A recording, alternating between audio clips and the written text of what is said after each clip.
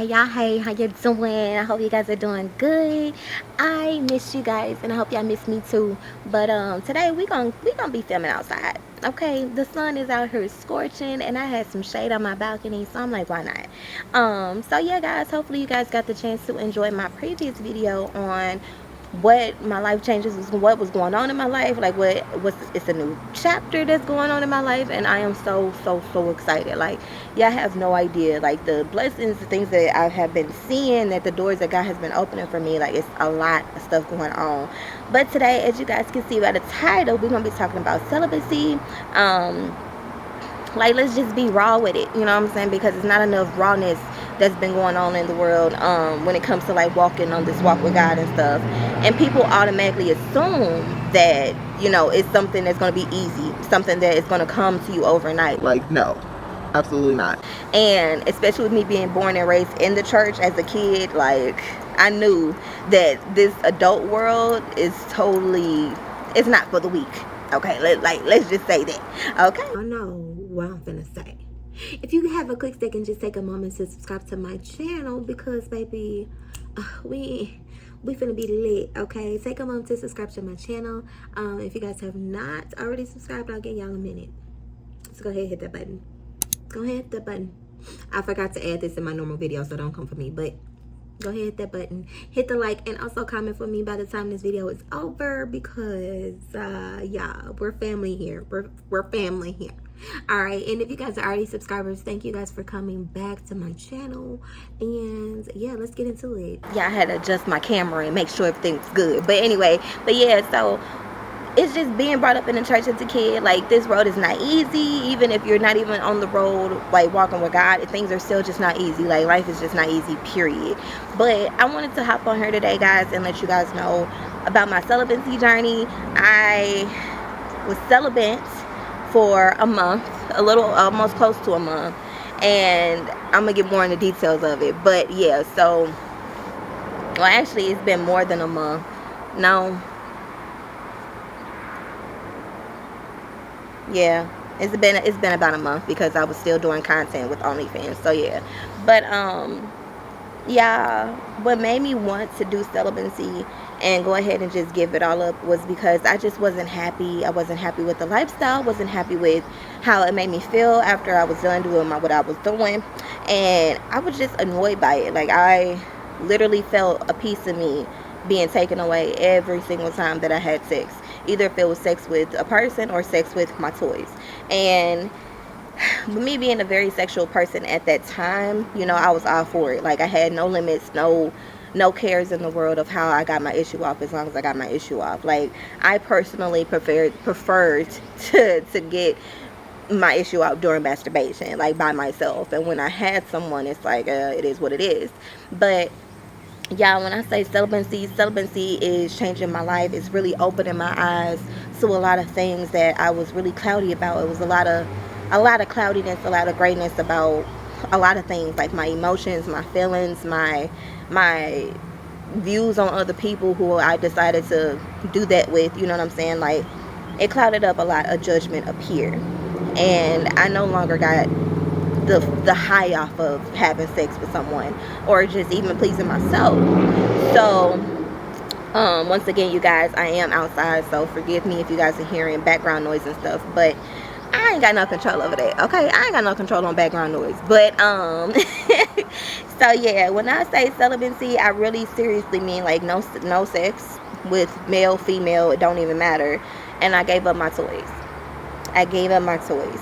I'm going to do another video in the future, because like I said, I have a lot of ideas that I want to do for content and give you guys the rawness of what I'm going through, because a lot of you guys know what I used to do. A lot of you guys, you know, were happy with what I was doing, because it also made you guys feel good at the end. And I used to be ashamed to tell people what I did, especially with me getting on this walk with God and stuff. Like, I really used to be ashamed of it, because it's like, that's the most nastiest thing that you can do. And now I'm just like, I don't care, because I know that my testimony, my story, me transferring from one thing and then really transforming into something different is going to make a difference for a lot of people in the world. So that's the ultimate goal. If I'm able to bring forth information, if I'm able to bring forth people who wants to do better but don't know where to start. Hopefully I'm the vessel to that. But yeah, y'all, so about a month ago I had went to a retreat that I mentioned in my previous video. I got prophesied to, I got things spoken over my life, and it was really crazy because the things that were said to me no one else knew about. No one else knew about the struggles, and the people who did have an idea of what I was dealing with and how I was feeling about things, they weren't there. So how would you even know? So I'm like, it's only God that really did it. You know, it's only God that's really talking to me, because he heard my tears. He saw my tears, sorry. He saw my tears. He heard my cry. He literally showed up and showed out for me at the retreat. So with that being said, I'm just like, wow, God, you really have favor on me. Like, you really want me to do better for myself, and you have a purpose for my life. But however, I don't know what my purpose is. So from that point forward, I was like, you know what? I'm going to go cold turkey with doing content. I'm going to go cold turkey with doing OnlyFans, mini vids, whatever. I'm going to go cold turkey, do what I need to do, and see what God has in store for me. So, of course, with me on this celibacy ride, I have been horny. I have been horny, and sometimes it's more days are like worse than others. And especially with me, I had a problem with sex. Like I that was my escape of trying to feel alive, you know what I'm saying? So it was a lot. It's been a lot, and just because I'm human, that also dumbs me down and humbles me down, because it's like, Marie, you're not perfect. You know, you're still going to have your days where you want to do stuff. You're still going to want your days when you be like, dang, I kind of miss doing that. But you have to also realize that my purpose for you is something 10 times better, 10 times much better, where you get more enjoyment out of doing the things that you want to do versus the things that I had to do because that was the way I made my money at the time. So people think that when you go on a celibacy journey that it's really all peaches and cream. No, it's not. It's really not. It's not peaches and cream. And like, so, since sex is like an addiction for me, it's like a drug. It feels like I'm really starving myself from the drug. Okay, I'm starving myself from the addiction, and it's like, it's uncomfortable. It's very uncomfortable for me sometimes. And the ways that I had to learn how to do it, like how to deal with it, is distract myself. Like, if I'm horny, you know what I'm saying, if we're being real, if I'm horny, you know, I need to read a book. You know, I need to go color something. I need to do something that it get my mind off of the sexual desires my skin is crying for. And I need to go on a walk, or need to go cook something, go on YouTube and find something to watch. You know, like, be productive in the times where you're most vulnerable. So it was some times where I was close, you know what I'm saying? Like, I was really close, grabbing them toys and go ham on what I need to do, and then just ask God for forgiveness, because I know that he's a forgiving God. And it's like, no, because I don't even want that. I don't want to do that. So that's just my personal vibes on celibacy. It's like something that you want to do personally. This is a personal thing between you and God, a personal covenant, a covenant between you and God. And I'm so happy. I'm happy about it. Like, I'm happy that I'm doing this, because I'm doing things that I'm not used to doing, and I'm starting to enjoy it. For example, like I said, I'm going to Bible study, you know, every week. I look forward to Bible study every week. I'm going to church every week. You know, I'm starting to get more active within the church. Like, and I'm happy to do it. You know, I'm bonding with people that I never thought I would bond with. You know, I'm drawing people in that I never thought I would draw in. Strangers that I never even seen a day in my life is keen on to what it is about me. And I love it. But I know when I was back in the world doing what I wanted to do, enjoying myself, I was unhappy. I was bitter. I was very evil. Like, I would put on a fake mask and be like, yeah, I'm really happy inside, hee hee ha ha. But realistically, y'all, I'm in here crying. I'm in here hurting. I'm in here ready to cut myself. Like, if we're being 100% honest, like that's how I was feeling, you know? But I'm thankful. I'm so thankful that I'm no longer there. I'm no longer in that state. I'm no longer a part of that. Like, I'm so thankful. I'm breaking away from things that I was so comfortable in. And that's what's the scary part. It's like, yo, I want to do so much. I want to do better, but I'm comfortable in being in the world because that's where I've been for so long. Trying God is new. Trying God and walking with him is new, and it's uncomfortable. But honestly, as you grow and progress with God, you start to realize, like, God, this is the best thing of my life. This is the best high that I've ever received. Like, no drug, no alcoholic beverage, no weed, no none of that. It's the best thing that I can ever let go. Like, y'all, it's crazy.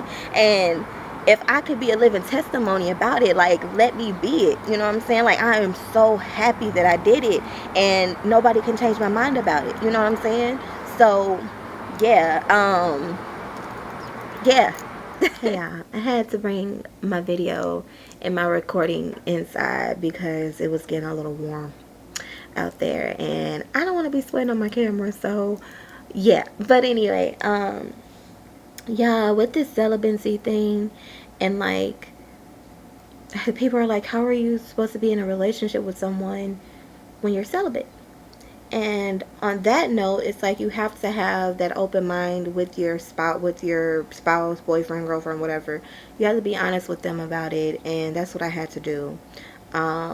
With myself as well, I had to be honest. And my sister, for example, and then her best friend, the one who prophesied to me, they are living under the same household, you know what I'm saying, with their spouses or whatever, or their boyfriends.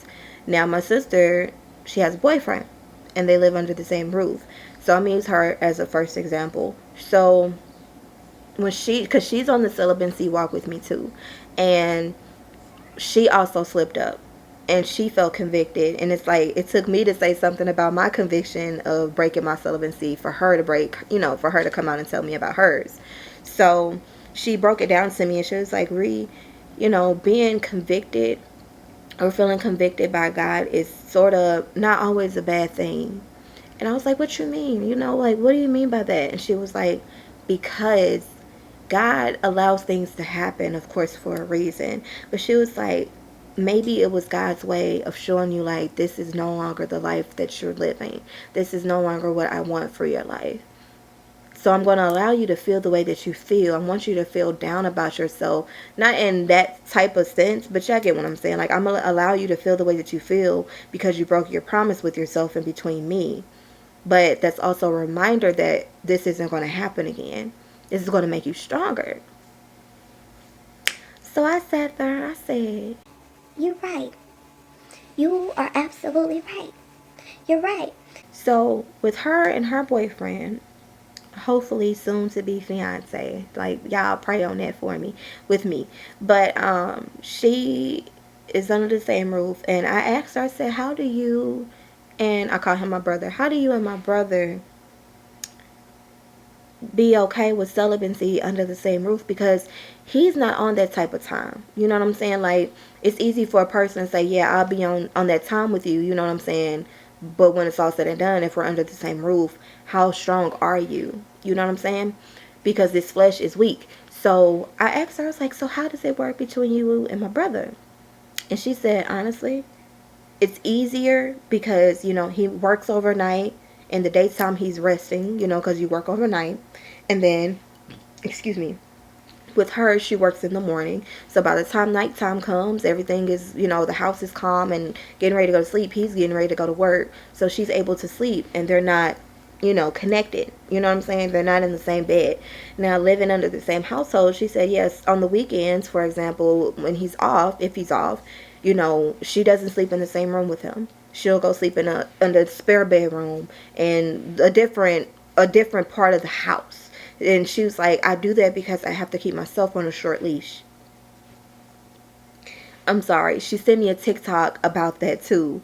And the TikTok was explaining how being saved or whatever and being celibate, you have to keep yourself on a tight leash, because if you let yourself go just a little bit, that's when you take it and run. And she was like, I have to keep myself on a tight leash because I want him as bad as he wants me, but he understands and respects the fact that I am trying to do better. And she was like, that doesn't stop the fact that he continues to try to do stuff with me. He still presses those buttons here and there, but he knows that I'm staying strong because I've already felt convicted before breaking my celibacy. And I'm like, that's deep. So you guys aren't sleeping in the same room. Y'all not in the same bed because, of course, that'll make it harder. So I'm like, that makes sense. That makes sense. And then as far as the prophet that prophesied over me, which is her best friend, because both of them are prophets, so which is crazy. So her best friend, She's engaged, you know what I'm saying? She's getting married next month. And they're under the same roof. They got kids together and everything. They're married under the same roof. But they're also doing the same thing. She'll have her bedroom and she'll have him sleep in another room or whatever. And it's like the separation. And it's like, you have to be really strong. And especially if your significant other is on the same time as you, as being celibate, it's not necessarily easier, but it's kind of easier. So she said, until the day that I'm married, you know, I'm not sleeping with this man. I'm not going to, regardless on how strong my flesh is, like, I'm saying no because my mind is made up. I don't want that conviction anymore. I don't want that conviction. And I'm just like, that makes sense. That makes sense.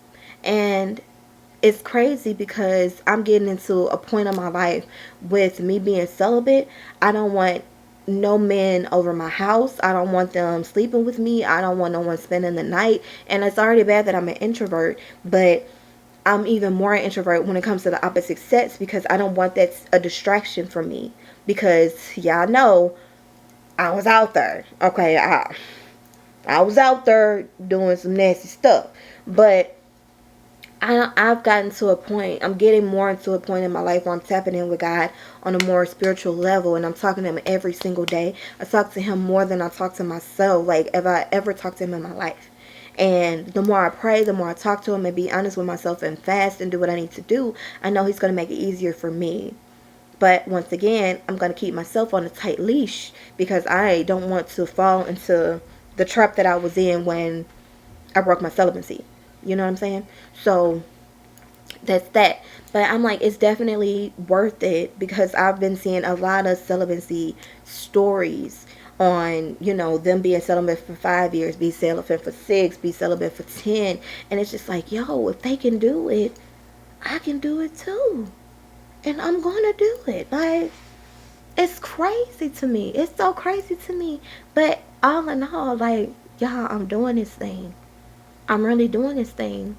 I have a part 2 coming when I talk about more about celibacy and how I broke it, because I did break my celibacy. That's going to be in my next video. But I just want to hop on here and talk to you guys and let you guys know that I'm doing this thing. God loves you and I love you, and I hope you guys enjoy the rest of your day and not to give up on whatever it is that your goals are. Don't give up. Pray about it, talk about it, leave it alone. Work towards it, whatever you're doing, and of course, don't stop working towards it. But you get what I'm saying. You get what I'm saying. But until the next video, I will see you guys later. I love you. Have a good day.